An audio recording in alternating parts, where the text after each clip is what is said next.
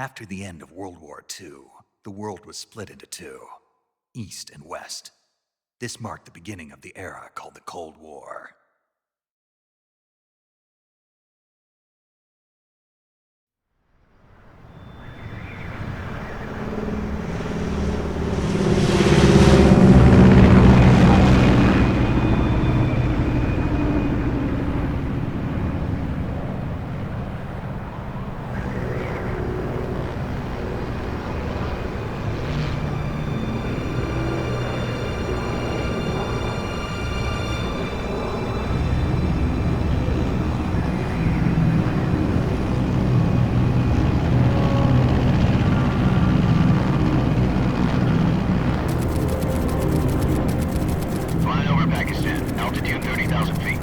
Approaching Soviet airspace. 20 minutes to drop off. Commencing internal depressurization. Equipment check. Arm main parachute. All right. You ready to go? Drop zone still showing a high pressure mass. Cav okay. Good. We've got high visibility.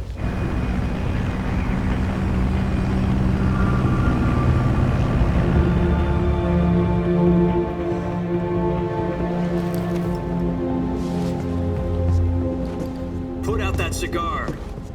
Connecting oxygen hose to interior connector. Put on your mask.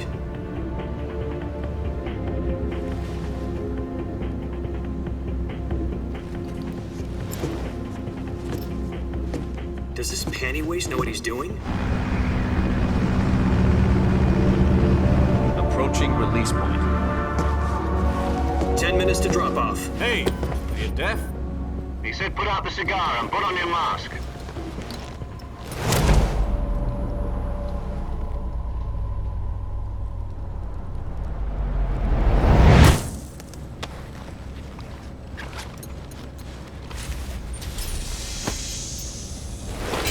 Depressurization complete. Checking oxygen supply.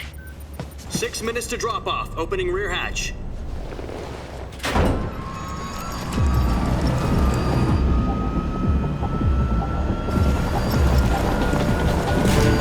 Sunrise.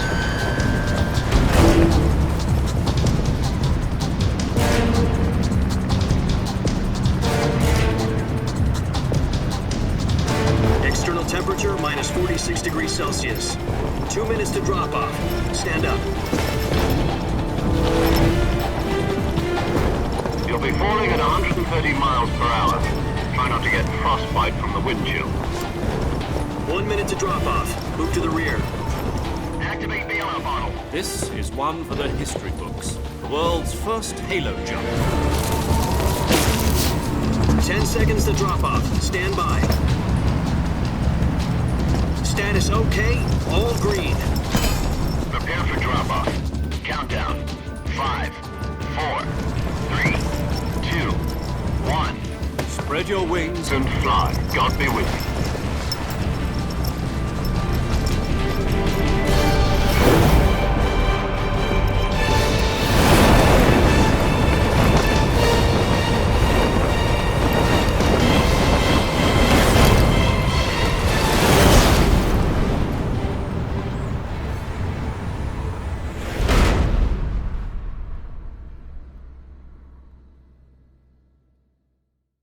Jack, I've got some important news.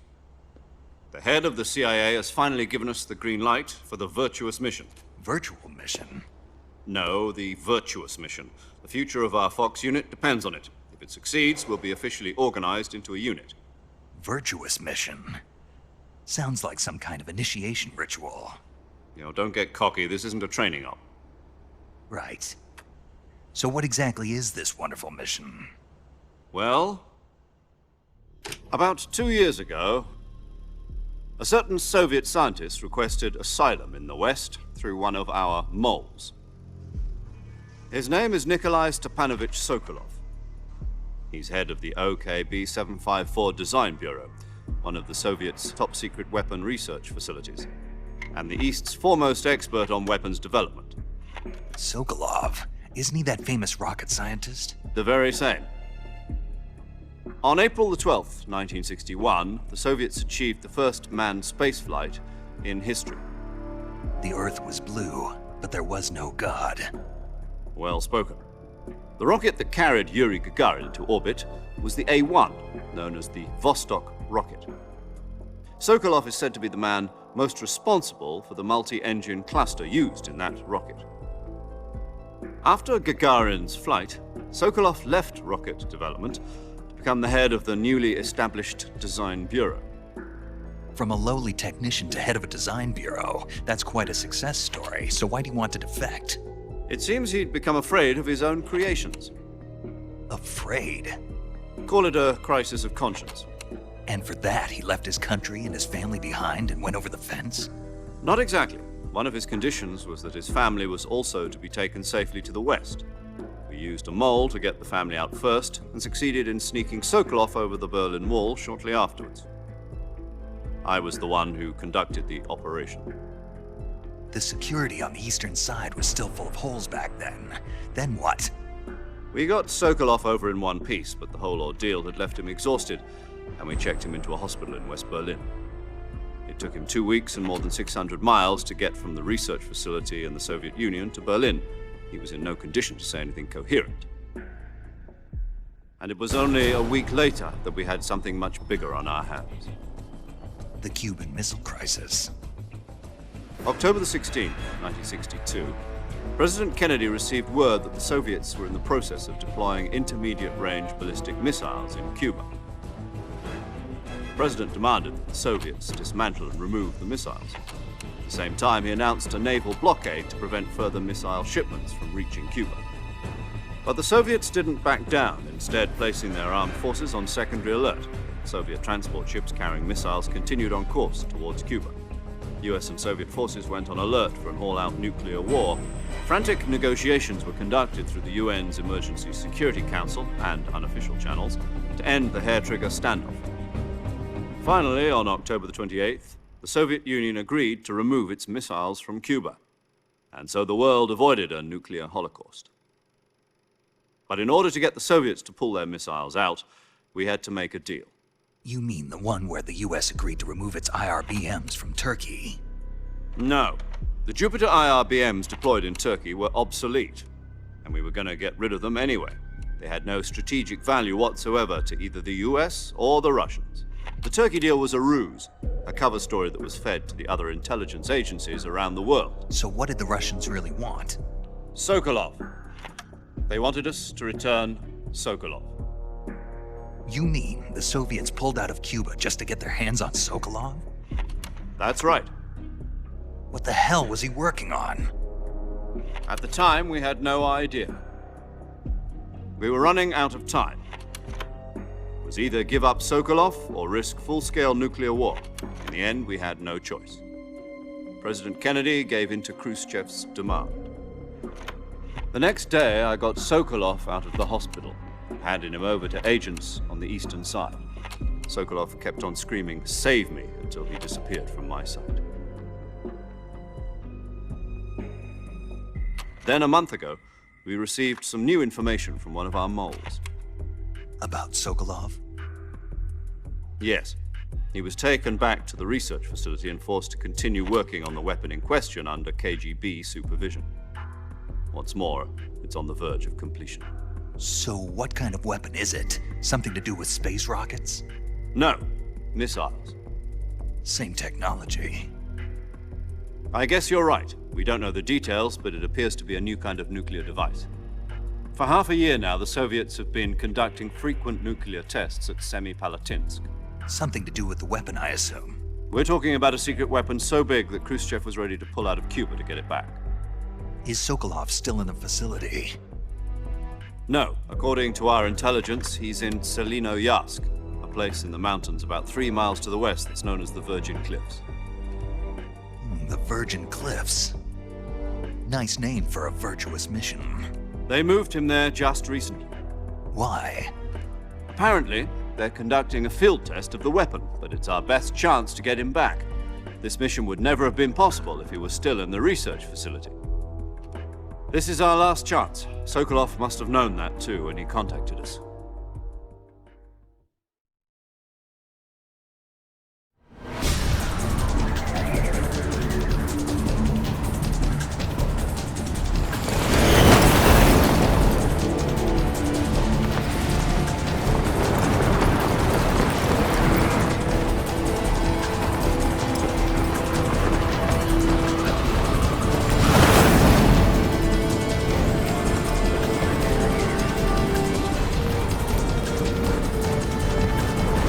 Listen up, Jack.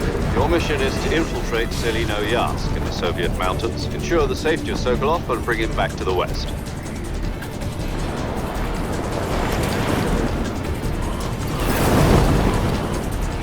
If we don't get Sokolov back before that weapon is complete, we'll be facing a major crisis.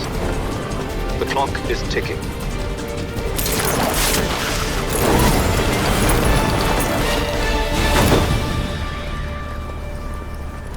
Once we've confirmed the rescue of Sokolov, stand by at the recovery point. A recovery balloon will be dropped at that point. Helium will be pumped into the balloon to inflate it. The process takes about 20 minutes. Once it's complete, the gunship's arm will latch onto the balloon and pull it up. The Fulton surface-to-air recovery system. I'm familiar with the theory. Take it easy. It's been combat proven.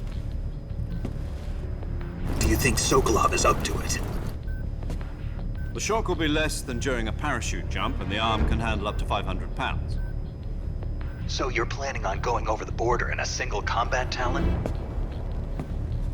She's equipped with two 6-barrel 20mm Vulcan cannons, as well as two 40mm machine guns. Sounds like she could hold her own against a battalion of tanks. Even with the fuel in the reserve tank, we're facing a 4-hour time limit. If all goes well, it shouldn't take more than a few hours. Home in time for dinner. But if anything goes wrong, you'll be eating dinner, breakfast, and all the rest of your meals in the jungle.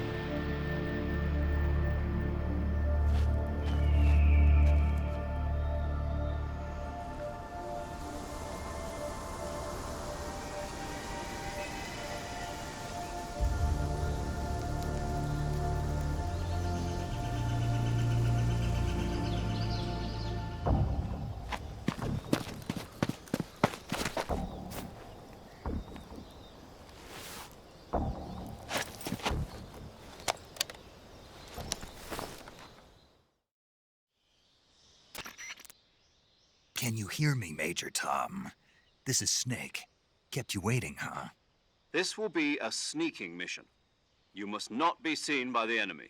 You must leave no trace of your presence. Is that clear? This kind of infiltration is the Fox unit's speciality. In other words, weapons and equipment are procured on site. That goes for food as well. You're completely naked, just as your name implies. Great.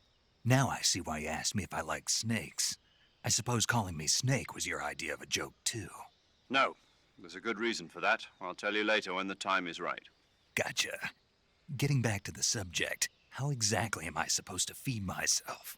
You've been issued a knife and a tranquilizer gun. Use them to hunt for food. You'll also find some medical supplies in your backpack. Yeah, about the backpack. I lost it in a tree on the way down.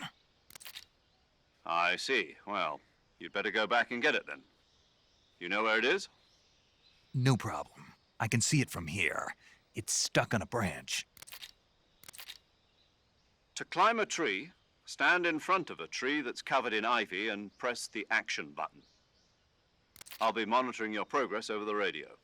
We can't risk violating Soviet airspace, but I'll be in the gunship.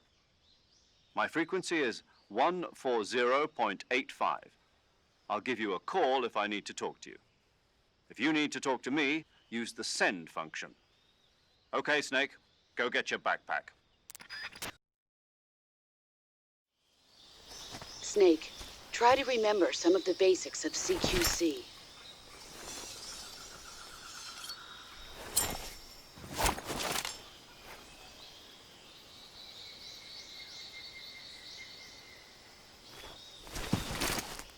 Commencing Virtuous Mission now.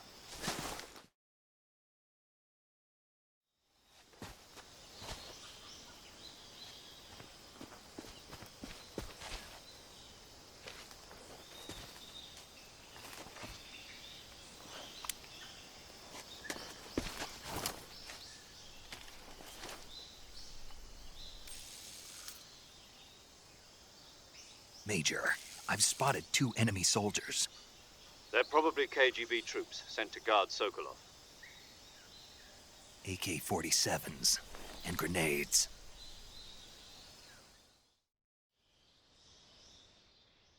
Snake, your presence in Soviet territory is already a violation of international law. We can't let the Kremlin find out that the CIA and the American government are involved. Contact with the enemy is strictly prohibited. Don't engage them in battle either. This is a stealth mission. Got that? The Major is right. The point of this mission is to sneak through the jungle without being seen. The success of the mission depends on how well you use your camouflage. Change your camouflage by selecting Camouflage from the Survival Viewer. The Uniform option lets you pick your uniform, while the Face option lets you change your face paint. Choosing camouflage that blends in with your surroundings will help you conceal yourself more effectively. Also, don't forget that anything that moves will stand out in the jungle. If you just stand up and run around like an idiot, you're bound to be spotted. But if you crawl instead, you should be able to sneak by without being noticed. You can see how effective your camouflage is by looking at the Camo Index. The Camo Index shows how well your current camouflage blends in with the surrounding area. The higher the value, the harder you are to spot, and vice versa. The key is to make yourself one with nature. Keep that in mind as you go along, okay?